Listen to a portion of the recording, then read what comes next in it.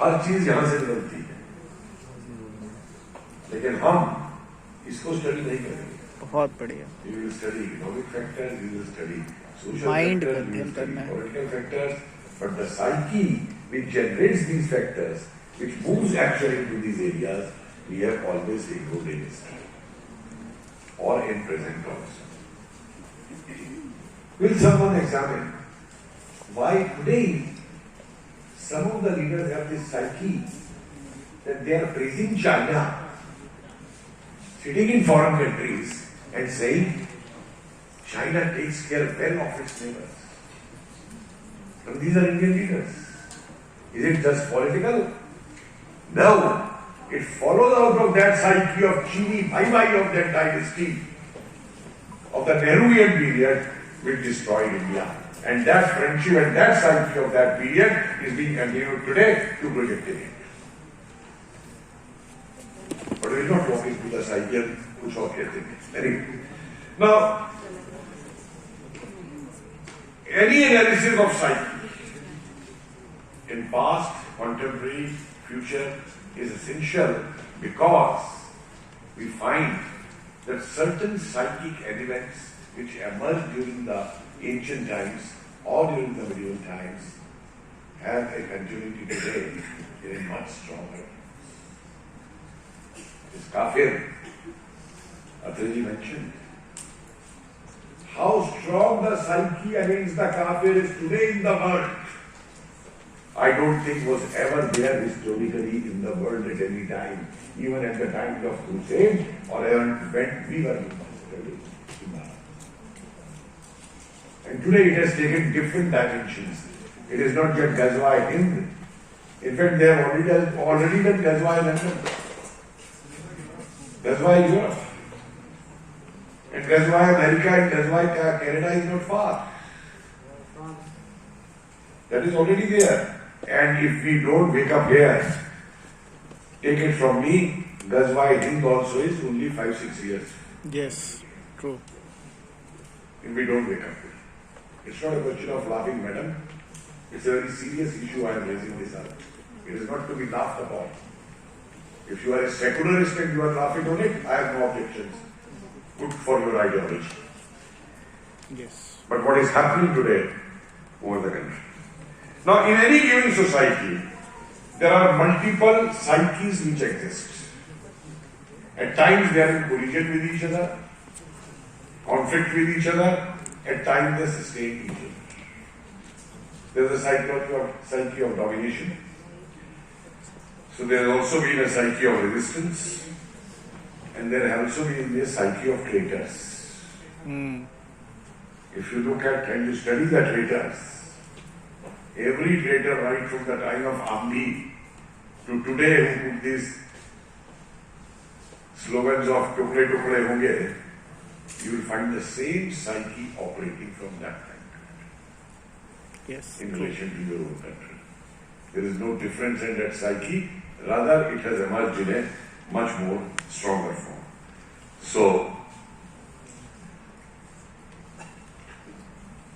it is essential to understand even the cultural aspect, the social, political, environmental, or any aspects in the society, or developmental aspects also. You look at the psyche which generated them, the psyche which dominates over them, and the psyche which goes into them. Now look at the ancient Rigvedic, what I call the psyche which emerged during that time. If I can say in 2 words, it was the psyche of Om Shanti. We very proudly project whole world is our, brotherhood, every religion should flourish, Om Shanti, Om, we enter, end with every of our prayers, we proclaim, we are the, even today, we are the ones only who can give peace to the world. Proclaiming this for almost 5, 6, 7,000 years, even when other civilizations were not born, what did we get in return? And what are we getting in return even today? Massacres, invasions, loot, domination. Yes, true. And still we don't learn our lessons. We forgot that when the psyche of Om Shanti Om was given, there also came the psyche of a Sudarshan Chakra. There also came a psyche to resist. If Krishna gives Gita to do the karma, Krishna also fought Jarasandha. Krishna also fought Putna. How to fight the evil. If Ram is the ideal Purush, don't forget that Ram killed the evil Ravana also. Ram killed those sages also. And why I am correlating is because the ancient knowledge, wisdom and psyche was aimed at establishing a developing social peaceful order. And to maintain that order, we were given the concept of dharma. And this dharma is not religion. Good. This dharma was something above that. For it gave you what your dharma is to every individual, to every organization. If there was a Raj dharma, there was a Pita dharma also, there was a Patni dharma also, there was a Putra dharma also, there was a Guru dharma also, there was a Shishya dharma also. There was a Brahman dharma also, a Kshatriya dharma also. Dharma is not just reading the scriptures, to which we have converted it. Dharma meant understanding and sustaining the whole social order. And for that Om Shanti was there, but also there was the other psyche to resist if someone wants to destroy this social order which you are trying to maintain through Om Shanti Shanti. But our people forget that part. Don't forget, I said earlier, that 4 religions, and I am differentiating between religion and dharma, that emerged on the Indian soil. Sikhism, Hindu, Buddha, Jain, not a single among them used the sword for its expansion by scientifically single instance. If any of these people have who talk of Islam being the religion of peace or Christianity being religion of peace, what did they to the world for their expansion? And what these 4 religions in the world, how they acted for their life. They can't come to us near like that. But from 7th century onwards, particularly, or if I take it earlier also, take it the Greek invasions. Could the Greeks win over Bharat? They didn't even touch the peripheries. And we say Alexander the Great, Alexander's conquest of India. India I use in quotes only now when it is quoted by them. Could he enter the periphery of Bharat? Could Seleucus enter the periphery of Bharat? And the other Demetrius and Menander who did enter had to ultimately convert themselves to David and Milith. They had to go down to the Bharatiya culture. Or the Huns throughout the Gupta period, how they were handled by us. But from the 7th century it turns down. No history book teaches you Raja Dahir. Have you heard the name of Raja Dahir's 2 daughters? Surya Devi and the other one, I think it's Prabhu Devi, the name, Prabhu ya Brahma Devi. How they resisted Mir Qasim? How they got Mir Qasim get killed? Or how Raja Dahir offered resistance to Mir Qasim? It will have no space in our history books. Muhammad Ghaznavi, how he was resisted by the Chandela rulers. that will have no space in our history.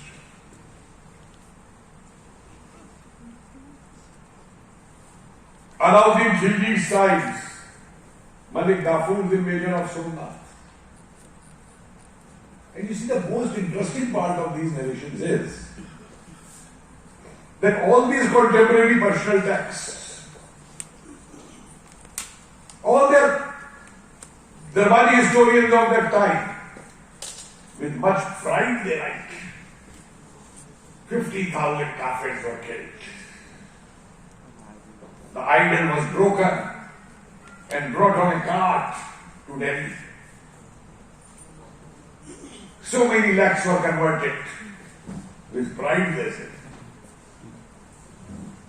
And what do these secular historians do? Pick up one example from contemporary history of India, from the Sultanate period. This PTH publication by Indian History Congress. Badauni writes that the two wives of the Gujarat ruler, they were taken to Delhi, converted.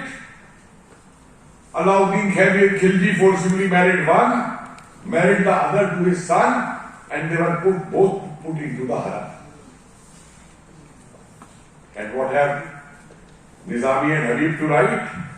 Both the Rajput women were honorably taken to Delhi. The whole temple, idol was broken. Badauni writes, this idol was sent on a cart to Delhi.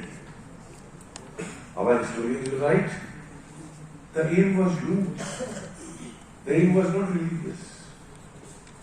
And when you question them, if it was not religious, then why the idol was broken? They will have no answer. I had to force this Irfan Habib. When for full 1 hour the Aligarh History Department head Nadeem argued with me on Naranji Dock, on Gyan Mapi and Mathura. And when one by one I gave few examples at him, and that to sources, not any Bharatiya source, but all the sources of the foreigners, Irfan Habib was forced to come on the TV next 2 days that yes, Aurangzeb broke these two temples. But it does not mean that we should now bring about. When you question them, if your religion says that no mosque can be built on another place of worship, so how come these are built? Why don't you accept them? And then, no, these were not built. And the funniest arguments they will give, I don't want to go into those details here. You can see a lot of the debate. I said, what are you doing now? Why are you buying old churches in England and converting it into mosques? Because technically, Christian religion prayers have taken place over there. This is all a bogey which you use of your holy book. Your only psyche is your brutality and how to extend that brutality world over. One of them said in a debate, Kabir ji क्या इतिहास की बात करते रहते हो, वर्तमान की बात करो. मैं कहा आइए मौलाना साहब वर्तमान की बात करता हूं. जरा काफिर शब्द हटा दीजिए ना कुरान में से. जरा गजवा ईद की बात करनी बंद कर दीजिए ना. डिबेट छोड़ के ना करो. क्योंकि one talks of the past only because this jihad has taken a multi-dimensional approach today. It is no more a psyche of jihad with the sword. You see the doctor in Sri Lanka who was making the women infertile of other religions who were coming to him for treatment. That is another form of jihad. So I don't agree with this word love jihad. It is not love. You should find another name for it. That's another form of jihad.